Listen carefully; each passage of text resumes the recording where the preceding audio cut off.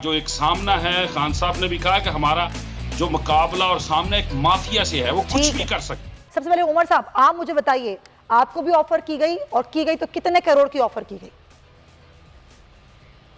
सबसे पहले तो 3 महीने पहले भी मतलब इनका कोई था, तब भी मुझे तकरीबन 15-20 करोड़ की ऑफर थी, तो हमने वो भी ठुकरा दी और 3 महीने का अपने सफर तय किया और दोबारा फिर वही काला धंधा अरूज पे आया। और कुछ टोटों ने हमें, बल्कि मेरे भाई को दुबई में किसी ने टच किया, उन्होंने कहा जी आप अपने भाई को दुबई में बुला लें कल ही, तो हम यहाँ भी आपको 50-60 करोड़ जितना भी डील होती है हम आपको देंगे। और लेकिन ज़ाहिर बात, मेरे भाई ने उससे वही शट अप कॉल दी और फिर उसके बाद में इन्होंने एक धमकी अमेज जो व्हाट्सएप वायरल हुआ, काफी सारे एमपीएस को आया उसके अंदर लिखा हुआ था कि हम बड़ों ने सब बैठ के फैसला किया है, वो हमज़ाया ममालिक की तहरीक है, तो ये फैसला किया कि अगर आपने परवेज लाई को वोट दिया तो आपके जानो माल और बच्चों की जो भी नुकसान होगा उसके जिम्मेदार आप खुद होंगे। लेकिन इंशाल्लाह हम लोग डटे हुए हैं। ये और सबूत है आपके पास, ये जो जान की धमकियां दी गई हैं? व्हाट्सएप है मेरे पास, ठीक अच्छा। है, पिक्चर भी है।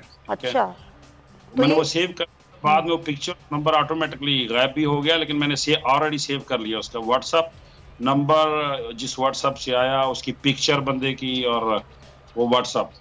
तो लेकिन चूंकि मैं समझता हूँ कि ये वो काला धंधा है, ये अगर वो कहते हैं कि खरीद ना सको तो इनको डरा दो, चूंकि आप पहले भी पता है कि एफआईए के या जितने भी कोई तफ्तीशकार थे इनके सहूलतकार थे, उन सहूलतकारों के जरिए इन्होंने तफ्तीशकार को, बहुत से लोगों को, किसी को हार्ट फेल हो गया, किसी को आई डोंट नो के जहर दे दिया गया। तो ये काला धंधा चल रहा है ना 30 साल से। समझता हूँ कि जो ये अवाम ने जो एक वोट दिया है और अवाम जो सही मानों में, मैं समझता हूँ कि खान साहब के विजन की तर्जमानी अवाम ने कर दी है। कल आप समेत तमाम जो एमपीएज हैं उनका वोट है परवेज इलाही के लिए?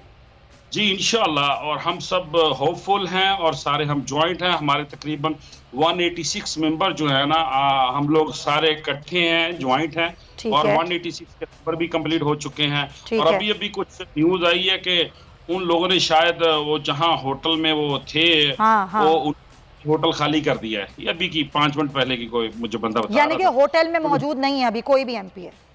हाँ, उन्होंने होटल खाली कर दिया, तो आई थिंक के शायद वो हथियार डाले, लेकिन हम इंशाल्लाह पूरी तैयारी में हैं, ठीक है, क्योंकि हमें पता है कि ये कैसे लोग हैं। हमारा जो एक सामना है, खान साहब ने भी कहा कि हमारा जो मुकाबला और सामना एक माफिया से है, वो कुछ भी कर सकता है, बिल्कुल अपने इख्तियार के लिए कुछ भी कर सकता है। सब्सक्राइब करें और बेल दबाएं ताकि कोई खबर रह न जाए।